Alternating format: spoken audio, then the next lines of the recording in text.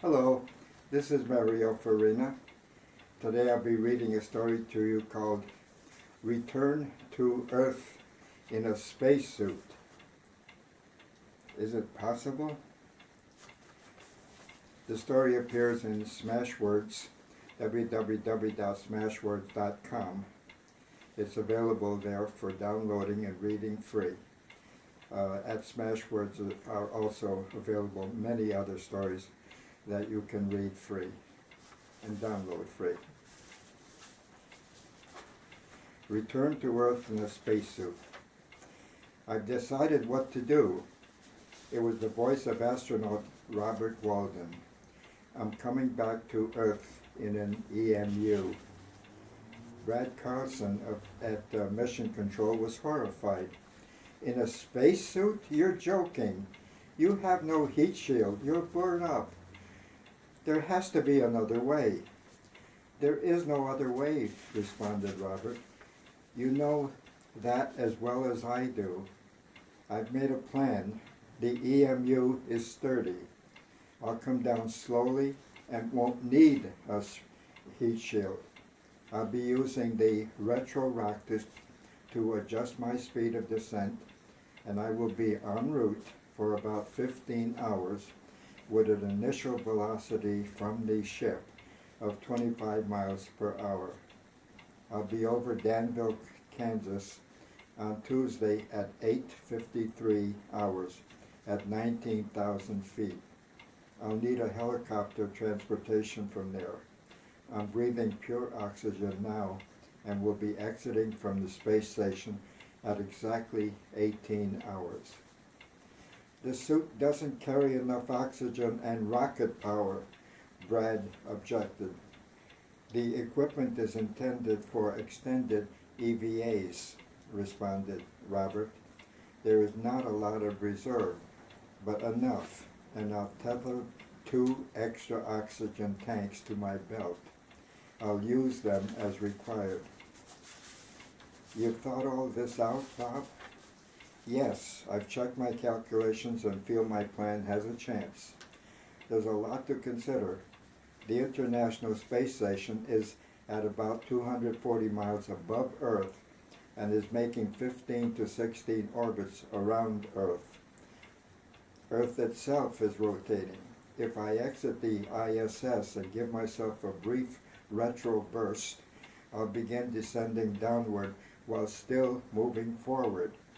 Gravity will help at first, but will become more dangerous as I get closer to Earth. I'll be moving too fast and will have to adjust my speed. You're sure you want to do this, Bob? Yes, Brad. The good news is that even if I don't make it, this will be a good learning experience for NASA.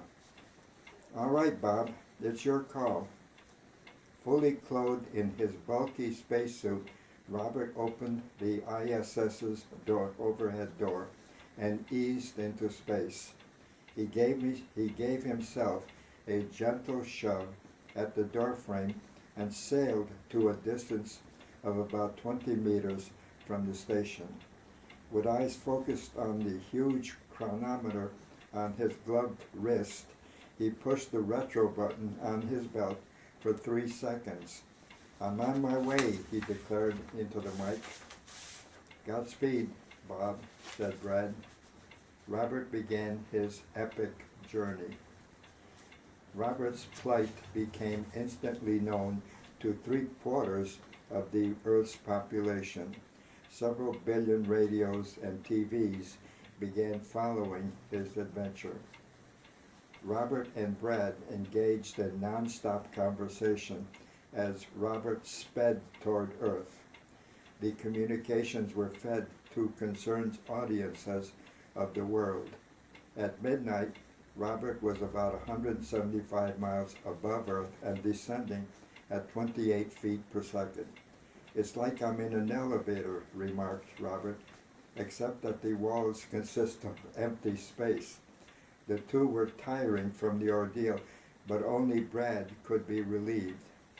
Wendell Brown took over Brad's chair at Mission Control. In the meantime, officials at Archwell Aircraft had been alerted to the need for a helicopter, and the company had sent their new Altron speeding toward Danville. Hour after hour, the adventure continued. Robert's position were being reported and diagrammed minute by minute, second by second. Milestones of 150 miles above Earth and 120 miles were reached. The latter was at the midway point. Robert had been on his voyage for about 12 hours. The first tank of oxygen had become exhausted at 4 a.m. Robert had disconnected it and watched as it slowly drifted away. He had then connected the first of the 2 extra tanks he had brought with him. He told Wendell he was going to try to get some sleep. Nothing was heard from him for 2 hours while the population of Earth held its breath. "How do you feel, Bob?" Brenda Lawson had just taken over at Mission Control. "Hello, Brenda," responded Robert. "Nice talking to you. I'm scared. The loneliness in space is unimaginable.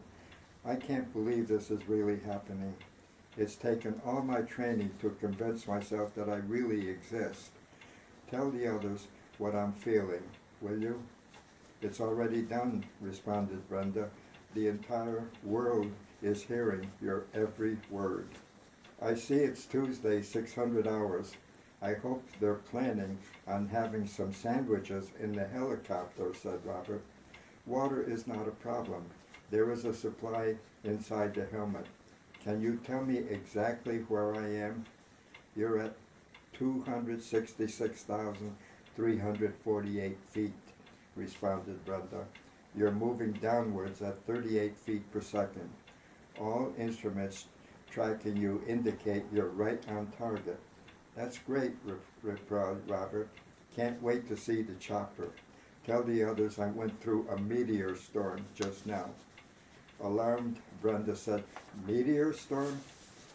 "Tiny pellets, thousands of them, like little grains of salt. The EMU handled them well. I deflected many of them with my glove. Some hit the visor, but there is no apparent damage. This is something we might need to worry about if anyone ever has to repeat what I'm doing." "You're now 20 miles up," Brenda reported later.